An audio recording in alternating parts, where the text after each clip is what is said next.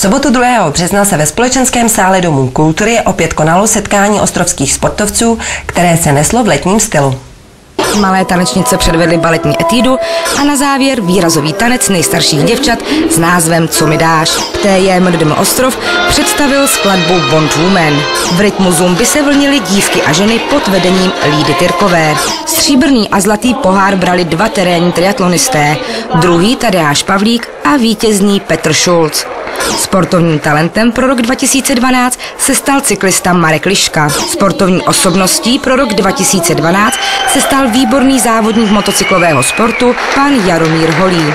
K tanci hrála skvělá kapela Las Pegas, která dokázala udržet plný parket až do ranních hodin.